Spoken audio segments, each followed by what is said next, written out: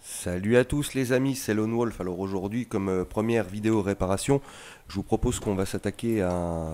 Je vous propose de s'attaquer plutôt à un Acer E1 731 que j'ai récupéré en déchetterie. Donc là, je vous fais la narration, hein. Je regarde la vidéo en même temps que vous du montage, enfin du démontage plutôt de ce PC. Donc vous voyez que j'ai déjà commencé par enlever les vis sous la coque en fait de cet ordinateur portable qui ne m'affiche plus rien. C'est-à-dire que j'appuie sur le petit bouton s'allume, mais en fait il n'y a rien à l'écran. Quand on le branche en HDMI, branché à un autre écran, ça ne donne rien non plus. Donc j'ai décidé de l'inspecter vraiment en revue parce que tout le monde me donnait le même symptôme, à savoir la carte graphique HS. Donc j'ai donc déjà commencé par retirer le clavier, on pourrait croire qu'il est moulé en fait dans la plasturgie du PC, mais il n'en est rien, il s'enlève très bien. Et la première chose en fait que j'ai remarqué en démontant ce PC, c'est l'état sous le clavier, très sale. Là vous voyez qu'en fait là je passe un petit coup de tournevis très fin. D'ailleurs je vais prendre un tournevis de précision pour nettoyer une puce qui est recouverte de quelque chose de tout brun que je ne saurais pas identifier, peut-être du Coca-Cola ou quelque chose comme ça. En tout cas, le clavier, quand je l'ai récupéré dans une déchetterie, ce PC portable était très sale, très brun également, et visiblement ça a coulé en dessous.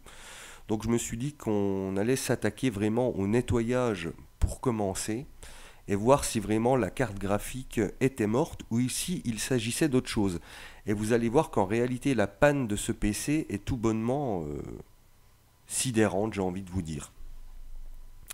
Donc ensuite, je vais enlever la plasturgie supérieure du PC en y allant très doucement parce qu'attention, chez Acer, c'est tellement de la merde, hein, il faut le dire que c'est conçu, c'est du plastique, autant pour moi petit rototo, du plastique très bas de gamme. Donc on y va mollo et c'est inutile de chercher à enlever la partie qui recouvre le lecteur en graveur DVD, puisqu'en réalité sur ce modèle-là, la plasturgie supérieure est collée justement à la partie supérieure du lecteur DVD. C'est tout bonnement hallucinant, mais pourtant c'est le cas. C'est bien comme ça qu'est fabriqué cet engin. Donc en fait on peut l'ouvrir juste comme un livre, et en regardant dedans, on s'aperçoit qu'en fait il est pété de poussière, mais pas que. La poussière ne peut faire jonction que sur des pattes ou sur des condensateurs en les reliant, puisque tout le reste, les nappes en fait des cartes mères sont recouvertes de vernis, et donc en toute logique ne sont pas sujettes au faux contact. Donc il y en a jusque sur le ventilo. Donc à cet instant, je passe mon doigt dessus, mes doigts sont recouverts de merde brunâtre en plus de la poussière. Euh, et j'ai donc décidé en fait de nettoyer cette carte mère entièrement avant d'aller plus loin.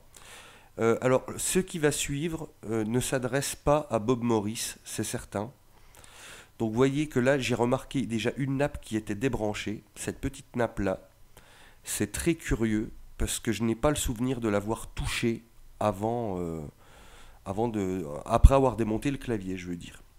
Je n'ai pas pour habitude de démonter des nappes comme ça sans intérêt dans l'immédiat. Donc, je décide de la remettre pour voir ce que va me donner le PC. Donc je le branche. La batterie est retirée. Donc là le voyant s'allume normal.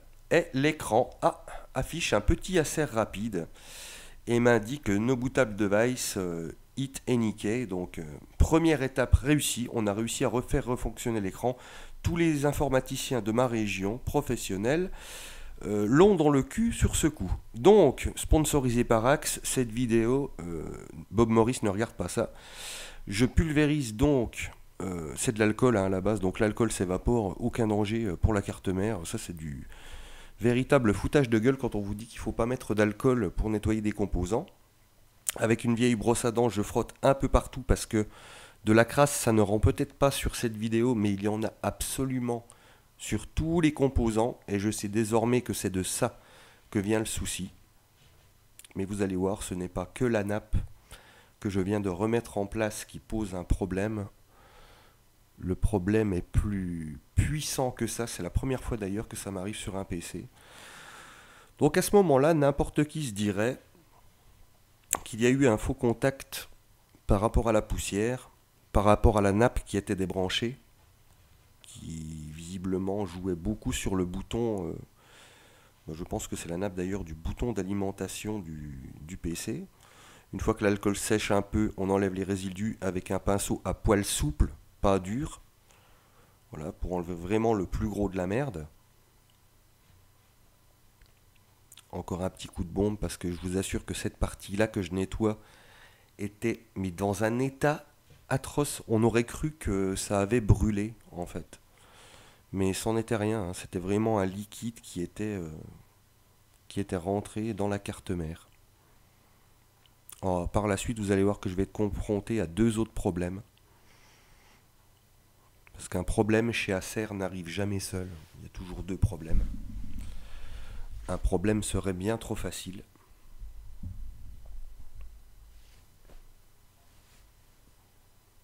Donc là, je ne vais pas vous commenter ce qui suit, hein. C'est une phase de nettoyage plus en profondeur, on va dire, vraiment pour pas qu'il y ait de résidus qui touchent deux pattes d'une puce et engendre une catastrophe. Regardez un peu l'état de la brosse à dents. Bien que ça soit une vieille brosse à dents que je me servais à nettoyer, elle était quand même blanche avant le début de ce nettoyage. Donc à partir de là, je pense que tout est bon. Je vais remettre donc les deux nappes, à savoir celle du pavé tactile, enfin du pavé de la souris, pavé tactile, moi j'appelle ça comme ça, dans leur rangement respectif.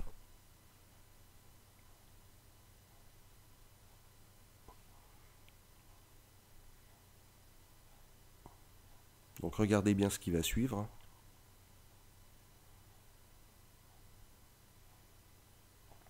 Et je décide donc, je crois, de rallumer le PC. Voilà, pour voir si tout est bien. Le voyant s'allume et... Eh ben plus rien.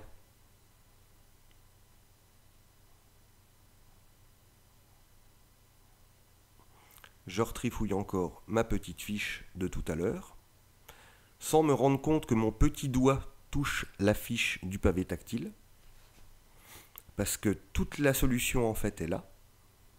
Donc là, jusqu'à cet instant précis, je pense très clairement que le souci vient de cette nappe que je touche, alors qu'en fait c'est faux, puisque l'extérieur de ma main droite touche l'autre nappe plus bas. Donc le dessous du clavier est également dégueulasse. Donc là je décide de mettre un coup de bombe Axe encore une fois. Parce qu'il y a pas mal... En fait c'est un produit qui s'évapore très facilement, le Axe. Donc c'est pour ça que j'utilise ça et pas autre chose comme un produit plus gras. Je vais donc rebrancher le clavier. Parce que là il m'est impossible de faire quoi que ce soit sans clavier. Hein, puisqu'il faut que j'appuie une touche. Alors là, comme un gros moment, plutôt que de mettre le clavier vers moi et directement mettre la nappe, je me casse le cul à le mettre étant droit, je presse les touches, il n'en est rien, après tout c'est normal, le clavier vient d'être branché, il n'est pas directement reconnu par l'ordinateur, donc je regarde si la fixation est bonne, pour plus de sécurité, bien que ça ne changera rien.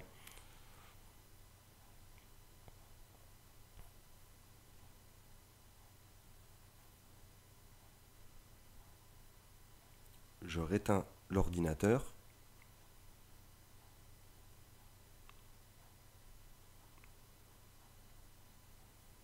Là, je crois que je le rallume, mais à cause de la bouteille Axe, on ne voit pas.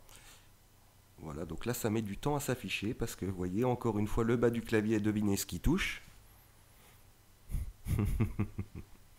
Ah, cette panne, je l'ai adorée. Et non, le problème ne vient pas de la nappe. En tout cas, pas de celle-là.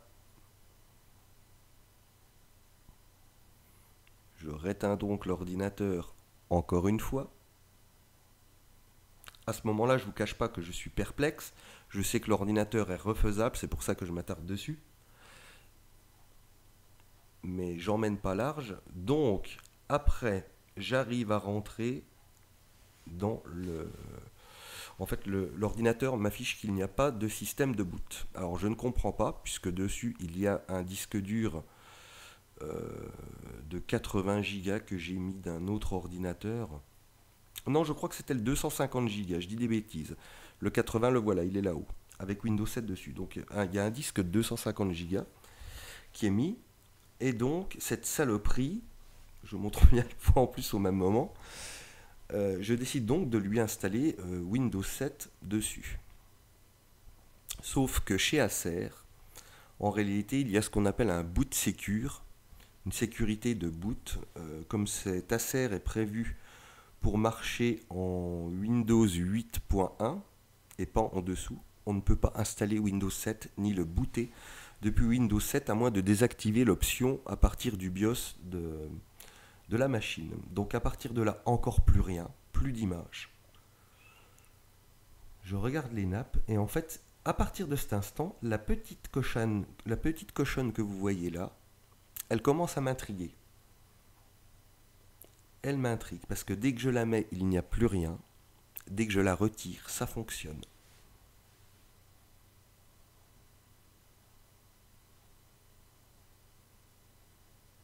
Voilà.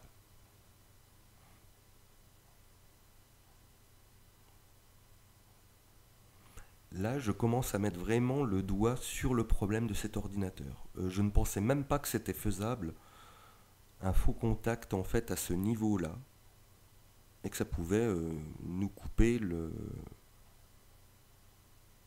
l'image en fait de l'écran. Voilà, débranché, ça remarche, et là le Acer reste longtemps. Je peux enfin rentrer dans le BIOS de l'ordinateur. Alors désolé pour le cadrage qui est complètement foireux, il faut bien l'admettre. Mais quand vous avez un téléphone de la taille d'une tablette dans la main et que vous devez filmer ce qui se passe à l'écran, donc voilà, vous avez donc le Erase All Secure Boot, donc l'effacement de toutes les sécurités de boot, qui est activé d'origine par défaut par cet ordinateur Acer à la noix de coco. Donc là, je relance. Oui, faites pas attention à mon reflet, je me suis rasé la tête, j'en avais marre d'avoir des cheveux. Et voilà, press Anykey to boot from CD or DVD. Donc là, je suis tout content, parce que je me dis que Windows 7 va se lancer. Sauf que ce n'est pas fini, parce qu'en fait, ce n'est pas en enlevant la sécurité en fait de boot du BIOS de l'ordinateur que je vais m'en sortir. Il va falloir en fait plus loin que je décoche d'autres options dans ce BIOS pour enfin pouvoir booter. Vous allez voir que là je suis tout content. Je remets mon clavier en place, je sais que j'ai plus rien à craindre à ce niveau là. Alors sachant qu'entre temps je crois que ça n'a pas été filmé, mais j'ai démonté la petite barrette où se trouvaient les deux boutons sous le pavé tactile et que je l'ai nettoyée et qu'elle était recouverte mais à un niveau de merde que vous pouvez même pas imaginer. Une tonne de coca là-dessous. Voilà, sous ce pavé numérique. Enfin tactile, pardon. Donc entre temps il y a celui-ci voilà, que je venais juste de refaire, le noir que je vous avais montré dans la vidéo présentation de la chaîne, qui marche vraiment à merveille. Il ne me restera plus que la peinture à faire sur la petite grille au-dessus que je vous montre là. Ça fait vraiment dégueulasse. Je sais pas comment ça a fait pour partir. Et puis la petite touche T, j'ai réussi à retrouver justement un clavier identique de G72 qui est en parfait état, mais par contre je suis presque certain qu'il ne marche pas parce qu'il a été jeté tout seul, et généralement quand on jette les claviers tout seul, c'est qu'ils ont un problème. Donc je vais juste récupérer la touche en plastique et la regreffer sur celui-ci. Et ensuite le refaire une peinture à l'aérographe sur la partie noire qui a été décolorée. Donc cet enfoiré en fait voilà me stoppe quand je suis au DVD de Windows 7, tout simplement parce qu'il n'est pas prévu pour booter sur Windows 7. Donc à partir de là il va falloir que j'active d'autres options dans le boot. Alors désolé pour le débat, je vous laisse la fin, mais vous voyez, voilà ça marche en fait. Alors ça a été un peu plus long. Oh putain, on voit rien du tout là. Oh là, qu'est-ce que c'est que ça? qu'est-ce qui se passe pour que ça soit aussi dégueulasse l'image? Bref, je vais vous mettre ici parce que sinon vous verrez rien. Voilà. Donc je là, vous avais il fait un marche nickel. commentaire en fait sur les 2 dernières parties Voilà. de cette vidéo. Alors, Moi par je préfère vous le faire là en voix. L'installation du pilote de périphérique. Parce que je dis pas mal Il a d'injures. fallu j'ai en plus envie fait, qu'il y ait ça a été d'injures plus sur long ma chaîne que ce qui à était propos prévu. de Il a fallu telle ou que telle je marque, même si j'enlève celui-ci la barrette mériterait qui se vraiment trouve ici.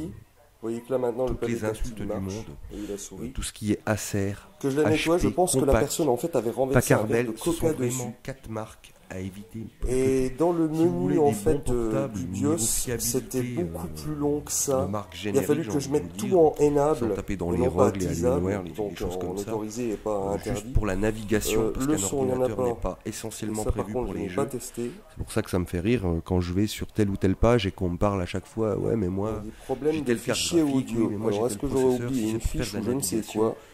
ça ne sert à revérifier rien. ça Je vous et tout le conseille monde. des Lenovo qui sont d'une solidité vraiment hallucinante. Hallucinante. Alors prêtez attention aux vis qui sont au fond de l'écran, là, sur la petite feuille blanche. C'est très très bête, mais ça représente le dessin en fait des vis de la plasturgie, du dessous de la plasturgie de cet ordinateur de con. Désolé, j'ai pas pu m'empêcher.